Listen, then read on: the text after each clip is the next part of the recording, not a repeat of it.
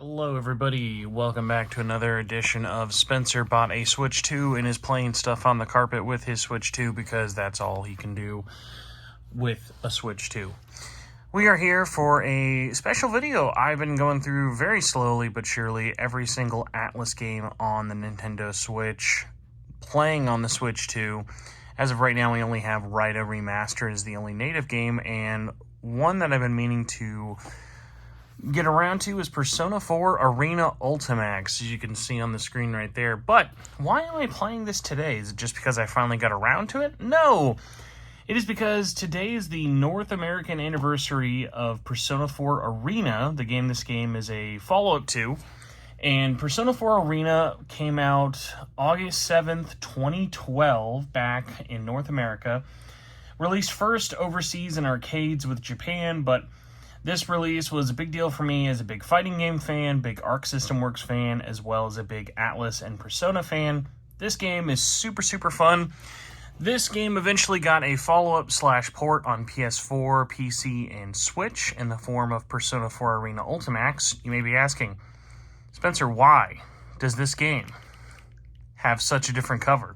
Well, that's because Atlas West does not like our money that much.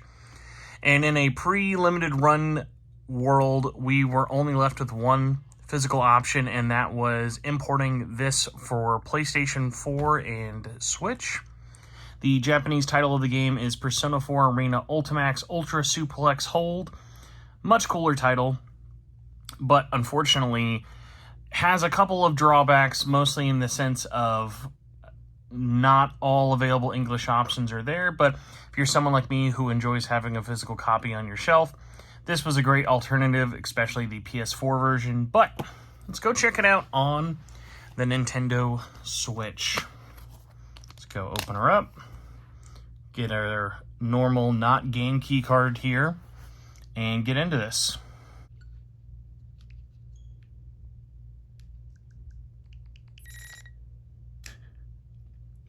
Well, I think by that much faster loading noise, that's a good sign, or it should be. Brought to you by the following sponsors. So for anyone out there who has never played Persona 4 Arena or Ultimax, it is very similar to BlazBlue, similar fighting game to the other Arc System games out there, like if you've played Dragon Ball FighterZ, Guilty Gear. This is a lot more similar to BlazBlue because this was during that big era for Arc System Works. But this port is really cool because it includes most, if not all, the DLC. There's a couple things removed from it, but you have the entire story mode from Persona 4 Arena, all the story mode and characters and playable character DLC from Ultimax. There's even a special story mode you get from Adachi's perspective, which is really cool. This story is like a 10 out of 10 premise and like a 5 out of 10 execution at best. If you are someone who does not like visual novels, this story is going to bore you to tears. A lot of it is voiced, which is nice, but it just goes on for so long, especially Persona 4 Arena. Ultimax is a little bit better, and even with it being a glorified crossover between not only Persona 4, but with the Persona 3 cast and even some new characters, it just has so many slow moments, and the revelations are few and far in between.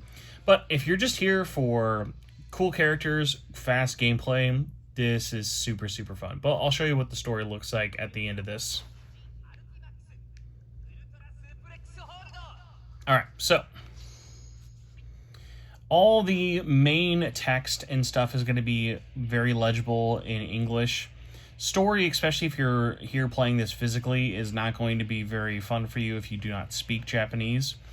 Now, that being said, all the main menus are very easy to kind of sort through in terms of what you're doing. Here's like your settings, display. Now, here we've got voices, but the main thing is when you are in story, that's just background music with it, but yes, we've got your text and your options and stuff here for it.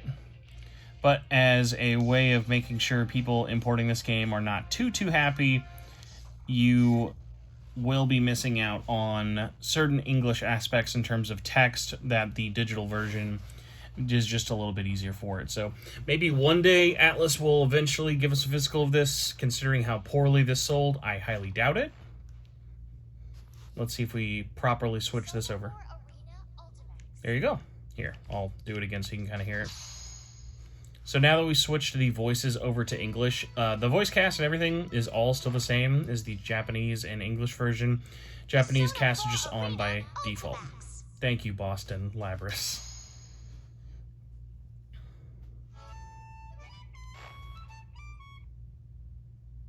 Persona 4 Arena Ultimax. Thank you. So we will have our English voices on. And let's just jump into a battle. Let's do versus mode. There's a ton of different options. This game, I have a full review on the channel of. It's one of my favorite fighting games of all time, if not of all time, and is just so much fun.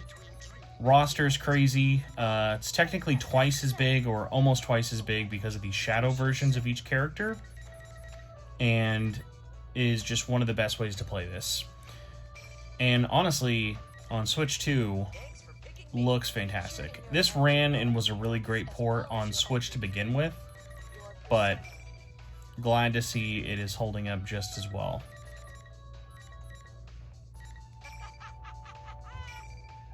Thank you, Todd Havercorn. But yeah, even like all these song names, all these are in English. So like if you're someone who is just here looking for a fighting game and wants a physical copy, this on PS4 or Switch, even the Japanese version, very playable.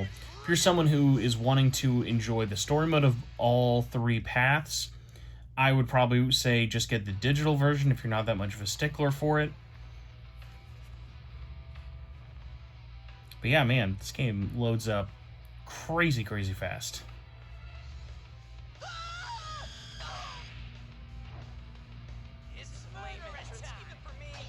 And if you're someone, by the way, who might be worried about playing a fighting game like this and you're more of a RPG fan with Persona in general, this game has a lot of like auto combo assist features and things like that going on that just make everything a lot easier for you. It can be as challenging or as deep as you want it to be, which is really nice, and has been one of my favorite things about recommending this game to people, because it's just super pick up and play friendly no matter who you are.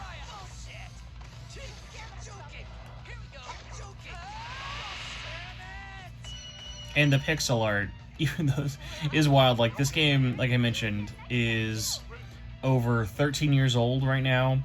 Still has to be some of the cleanest pixel art I've ever seen out there. And I mean, Arc System Works still masters of their craft even to this day.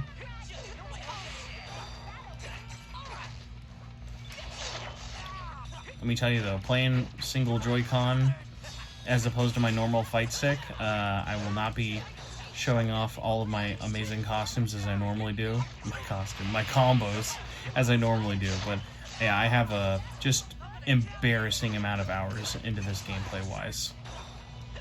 Alright, buddy. Time to hurt me. I want to do a special.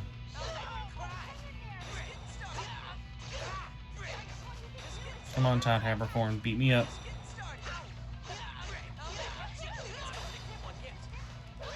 There you go. And then, as is tradition, you have your insta-kill attacks.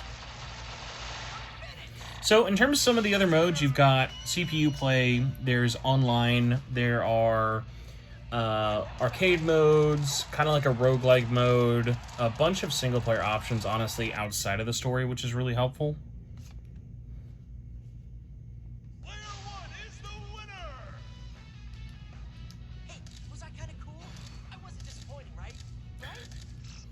The post-match interviews are just absolutely wild.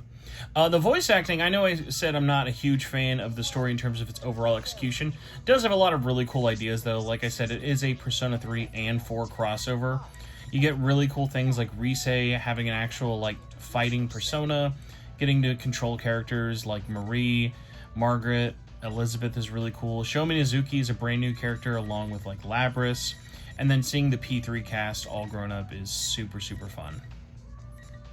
So let's jump into the menu really fast. So yeah, you've got arcade mode, score attack mode, golden arena is like your RPG stat leveling up mode, stuff like that.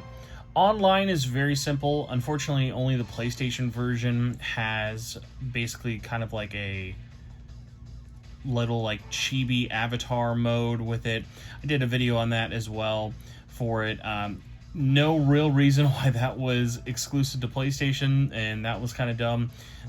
Sales of this being what they were, this is not the most thriving online community, but still one you can jump into and get a match pretty well. The netcode did not launch with rollback, but the does have now rollback netcode, which is much, much better, thankfully. That was not there at launch. This game, this game was just such a weird thing. This was during that anniversary year, the 25th anniversary of Persona, where they were just constantly pooping the bed. Like I said, if you're new to fighting games, though, you've got lesson mode, training mode, and challenge mode. All these really, really good to kind of hone your skills. And then you've got episode P4, and then the original Persona 4 Arena story all here. And then when you are doing any of them, you can swap between story modes. It'll let you know what your progress is, but as we're about to show you in a second, it's a lot of visual novels. And I love visual novels, but this is one that like you're just going to want to put on auto. So yeah, this is the game. When you are doing the story, you'll get battles very sparingly when you're not sparring.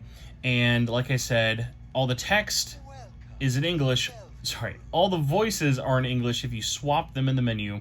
All the text cannot be swapped for this.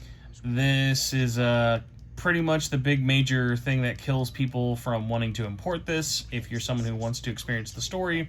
Like I said, though, this game is super, super cheap. It normally sells for $30, but goes on sale all the time. I've seen it below $10 multiple times over the years.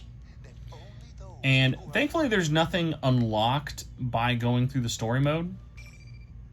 It is just one of those things where it is there for you to learn more about the canonical story. The story for Arena is not too terribly long, but is made a lot more complicated in terms of how the story is split up between a lot of what-if things. And then there is a Persona 3 and a Persona 4 side of the story, along with that Adachi DLC I mentioned. The Adachi DLC is probably the best story in the whole game, which is funny because it was like paid DLC originally. But yeah, really fun to play on Switch. Looks great on Switch too. Hope you enjoyed this video. Hopefully I did not ramble too long. And we'll just do another match and get out of here. Picture in your head your own appearance as well as your alter ego, your persona. Very well.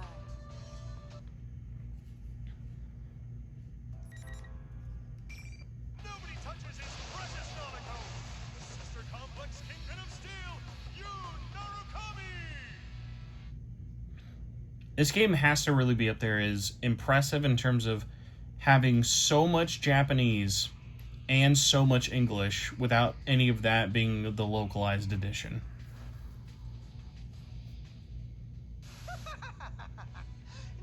Oh, yeah, I forgot. Even in arcade mode, there's also even little bits of voice story dialogue, which is cool. Hi, this is your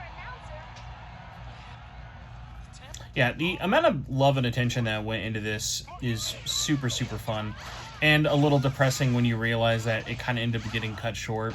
There's a lot of cool stuff that went into the development of both of these games, and I wish that this got a little bit more love and attention, especially during release. There was way more plans of supporting it longer, and even leading up to them just straight up including Joker from Persona 5. But beggars can't be choosers. The game is what it is. It is a fantastic fighting game. If you've never played it, highly, highly, highly recommend it. If you have, if you're a lover of Ultimax, let me know what you think in the comments below. Are you excited about what our final Atlas Switch 2 video is going to be? Please let me know what you think. If you can guess it also, anything for that sweet, sweet YouTube comment engagement would be greatly, greatly appreciated.